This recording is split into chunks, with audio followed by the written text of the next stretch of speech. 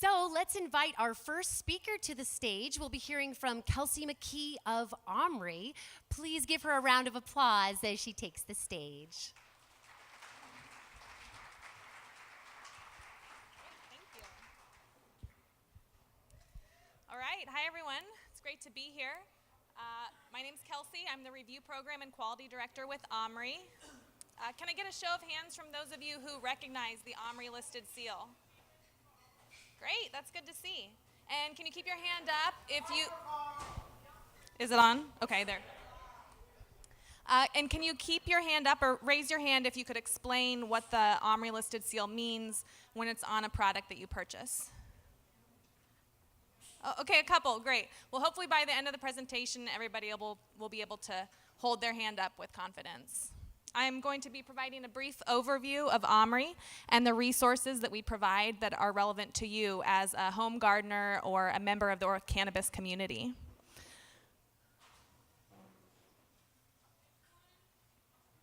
To start from the beginning, OMRI is a 501c3 nonprofit organization. We were established in 1997 by a group of organic certifiers who wanted to create an independent organization to provide material review service and expertise to all organic certifiers, instead of each organic certifier having to become an expert in what is a very technically complex subject. There are two main parts to our mission. One is to review input materials, and the second is to provide education and technical assistance. I love working at OMRI because we are a mission-based organization, and I believe that organic is better. It's also fun that we get to participate with the local community at educational events like this, so I'm very happy to be here tonight.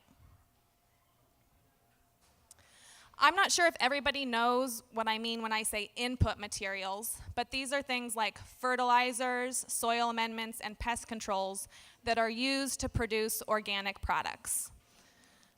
These, of course, are also things you might use to grow marijuana. And you might be concerned about what ingredients these materials are using, whether they could contaminate your crop with herbicide residues or other harmful chemicals. And rightly so. There is no shortage of claims out there. Some of them are quite catchy. And although there is legal enforcement authority if the term organic is used on food or fiber, there is no regulation for the term natural or organic if they're used to describe input materials. So these could be referring to organic in terms of organic chemistry, organic matter in general. At best, they're unsubstantiated marketing claims that haven't been independently verified for compliance with the organic standards themselves. So that's where OMRI comes in. Our review program is ISO 17065 accredited, meeting international standards for an impartial, transparent, technically sound review. We are also recognized by the National Organic Program. That was one of the stumpers earlier in the trivia. This is the body that manages the organic standards. And so organic certifiers are authorized to accept OMRI's decisions regarding input materials. And although we provide this as a service primarily for the organic industry, we are accessible to anyone who has an internet connection. So home gardeners, organic consumers, cannabis growers can all come to OMRI to learn more about the organic standards for input materials. I want to talk a little bit about how OMRI's role as a material review organization is different than the role of the organic certifier. So OMRI reviews input materials, but only an organic certifier can certify food and fiber. And for the most part, input materials are outside the scope of organic certification. So even though the organic standards have specific criteria for what inputs are allowed or prohibited for use in organic production, the inputs themselves cannot be certified organic. So OMRI's reviewing these input materials, and the certifier relies on OMRI's decisions to identify what types of inputs and what specific inputs are allowed for use in organic production. And as we were talking about earlier, cannabis is outside the scope of both OMRI and organic certifiers review. Some of the other presenters are going to be filling in this gap here. For example, Certified Kind, who I know relies on OMRI's decisions in the same way that an organic certifier would. So let's take a look at how this works in practice. So if you have an OMRI-listed fertilizer and you want to use it on an organic farm, that's the certifier's decision. There's specific use requirements that are specific to how input materials are used in organic system, and only a certifier can make that determination. There's also a lot more to certification than just what inputs are used. So whether you have certified organic crops or certified kind marijuana, you have OMRI on the input side and the certifier who's looking at the process and certifying the outputs of that production. So questions about OMRI's role as a material review organization before I move on? Okay, so OMRI is a voluntary program, so input suppliers can choose to submit their product for review by OMRI. So OMRI is going to be looking at the complete manufacturing process, the entire formulation. Sometimes the supplier has to submit lab analyses and other supplemental information so that we can evaluate that against the organic standards and make a decision of whether that product is allowed with restrictions, which I'll talk about a little bit later on, or prohibited for use in organic production. So let's look at an example. Here we have a liquid fish fertilizer. So raise your hand if you think that this fertilizer would be okay to use on an organic crop. Couple people? Most people aren't sure. Well, it was kind of a trick question. You actually can't tell just by looking at the label. Product labels rarely disclose all ingredients. This one here says main ingredients, hydrolyzed fish and kelp. It doesn't say what other ingredients are in there. It doesn't say how the fish was hydrolyzed. So these are all things that OMRI is going to be looking at during the review. What's in the product? How was the product made? What ingredients? And what are the ingredient manufacturing processes? Once we have all of that information, we're going to be evaluating it for compliance against the organic standards. And for the most part, non-synthetic materials are allowed for use as inputs, and synthetic materials are prohibited. But there is a national list of exceptions to that guideline. That list of exceptions is published in the organic standards. And if you go to the CFR online, you can see entry for liquid fish products. And it says that fish products can be pH adjusted, but only with the specific acids listed here. And the amount of acid is limited. And this is part of the reason for this is that if the acids are used in excess, they could be used to fortify the fertilizer with synthetic nutrients, which is not in accordance with organic principles. So these are the compliance points that we're going to be verifying during our review. What acids are used, how much is used, what's the pH of the product. If we determine that this fish fertilizer is compliant to the organic standards, the supplier will be able to use the OMRI listed seal on that label so you can identify that. And we'll also publish the name of this product on the OMRI products list, which you can search online. So if you go to our website and search fish fertilizer, you can see we have, at the time that I looked at this, we had 54 OMRI listed fish fertilizers that were compliant to the organic standards. But we're updating this list all the time as new companies are applying and products that are OMRI listed change their formulation, which may or may not be compliant. And there's compliance points that we're verifying for all sorts of similar products used in organic production. For example, humic acids, there's similar restrictions on what extractants can be used in that process. Compost and compost teas can only use allowed feedstocks, and they have to meet specific processing criteria. But unfortunately, a lot of municipal programs accept prohibited feedstocks. and mycorrhizal products, other microbial products, which you might assume are always harmless, can contain prohibited carriers or growth media. So these are all things that we're going to be verifying during the OMRI review process. I want to look at one more example. This one is a insecticide.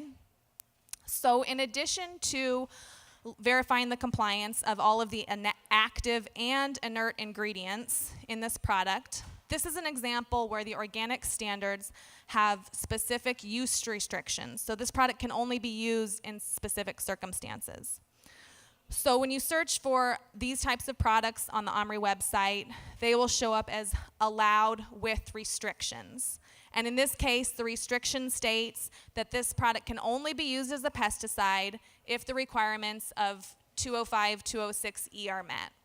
And that portion of the standard requires the use of preventative management techniques prior to the use of a pesticide.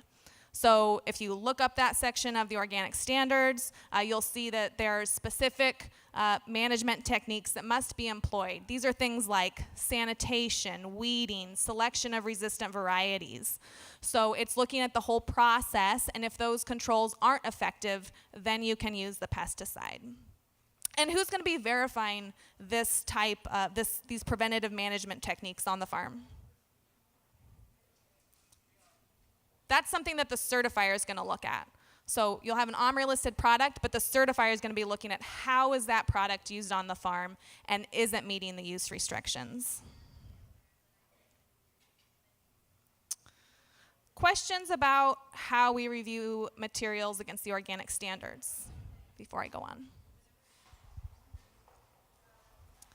Well, now that you know a little bit more about who we... I think we've got a question here. My question is when the FDA or USDA organic standards came into the picture, before this happened, OMRI was specialized and you all were separate from these particular restrictions. And then OMRI had to change a lot of their regulations and the way that you all certify people and give the regulations. And I just have a personal question to you, is that when you had to join forces, or whenever you had to go with the organic standards, the USDA, do you feel like the integrity of your organic standards changed immensely or didn't change very much at all? I feel that the publication of the organic standards has greatly strengthened the standards around organic production because they are legally enforceable, they're consistent across different certifiers. And so although prior to the establishment of OFPA and the organic standards, different certifiers and material review organizations, we were developing our own standards.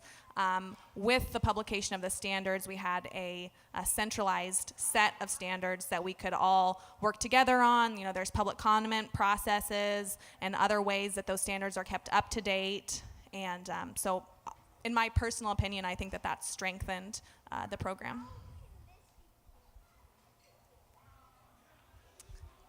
Time for one more question?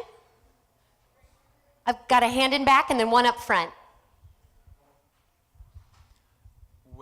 When a company wants to register a product with OMRI, how do you know that they're telling the truth about everything that's in it, like not adulterated with a pesticide or a PGR? That's a great question. We do rely on suppliers submitting truthful and accurate information as part of the review. We do have some additional steps that we have. We have a random surveillance process where 1% of all OMRI listed products are selected for inspection or sampling on an annual basis. There's also guidance from the NOP that identifies specific liquid fertilizers that have a nitrogen content over 3% as high risk, and all of those input materials require 2 on-site inspections per year, one that is announced and one that is unannounced to help detect fraud. And then we also have regular ongoing compliance reviews and other types of maintenance reviews so that we can monitor the formulations on an ongoing basis, not just initially when the product applies. Okay. Yeah? what do you do for the actual 1% that you randomly select? Do you test, lab?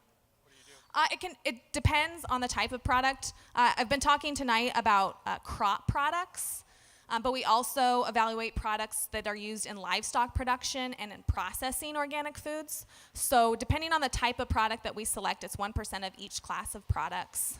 We are identifying whether can we get the information that we're looking for from a product sample. Can we test for the nutrient profile? Can we test for common prohibited residues? Like if it's a fish meal, we could test for a ethoxyquin or something like that. Or do we need to go on site to verify the continued compliance of the product?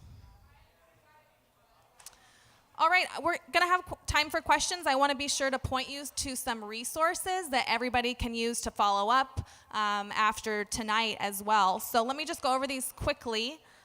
If you can visit our website at omri.org, and you can access all sorts of information. We have a video that talks more about our OMRI's role in the organic process. You can search the OMRI products list. You can search for specific brand name products like neem oils and fish fertilizers like we were looking at earlier. But you can also search for generic material review criteria that we use in our evaluation of products. You can sign up for e-news updates. These are regular updates from OMRI about what's going on in the organic industry. And let's see, you can download PDF versions of the OMRI products list. And you can also find out about subscribing to OMRI, so you can log in for advanced features that are specifically targeted to certified growers. And of course, you can always call us. We answer all sorts of questions every day. We're always happy to help people understand organic standards for input materials. It's part of our mission. So feel free to access that. I'm going to leave our contact information up here. Our application supervisor, Sarah, is also over here. She has some additional resources, and she's available for questions afterwards also if we're not able to get to everybody in the time that we have for questions right now.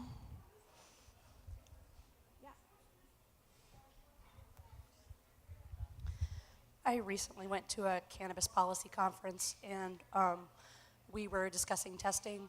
And one of the things that's come up probably in this state and across other states that are legalizing is whether we should test for heavy metals in cannabis. And I was questioning the necessity of that since it's grown in such a controlled environment normally indoors. And what they had suggested was that organic fertilizers that are guano-based are a source of heavy metals. And I was wondering whether you do any testing for that on those those fertilizers, or whether you've seen that as a problem. Yeah, the organic standards don't set specific thresholds for heavy metals, but they do have a general requirement that the use of input materials can't contaminate crop, soil, or water with various residues, including heavy metal residues. And OMRI has established 2 sets of thresholds for particular types of inputs depending on their risk level, whether they're applied at heavy application rates or lower application rates. And so we test those for lead. Help me out here, sir. Arsenic, cadmium, and lead. Thank you. What's interesting, I was talking to somebody before this presentation, we also review products to the Canada organic standards. They go a little bit in more detail with some of these residues, and they require testing of some additional heavy metals in addition to what we test for the NOP standards. Other questions? Yeah, my concern is with aerial drift spray. A lot of people are working close to private forest land and such, and how that's going to affect the organic certification. And also, I just want to announce that we are putting on the ballot in 2017 to ban aerial sprays, and I have a petition, and I think it's really appropriate for this whole topic to sign up so we can get that out there. That's great. And where's the petition available for? You've got it right there. Okay, great, thank you. So I have to admit, I'm not an expert in that question because it's a little bit outside of our scope as a material review organization. That's something that the certifier is going to be looking at when they're on the farm, and I know that there are guidelines for buffers and other barriers to preventing drift in herbicide applications in particular. To clarify, this is only for Lane County, and that's stopping atrazine, trichlorpor, 2,4-D, glyphosate. So there's some pretty nasty chemicals that they're spraying. Great, thank you. Other questions for Kelsey? Hands? All right. Well, Kelsey, thank you so much. Yes, thank Everybody, you. please give a big round of hand for Kelsey from OMRI.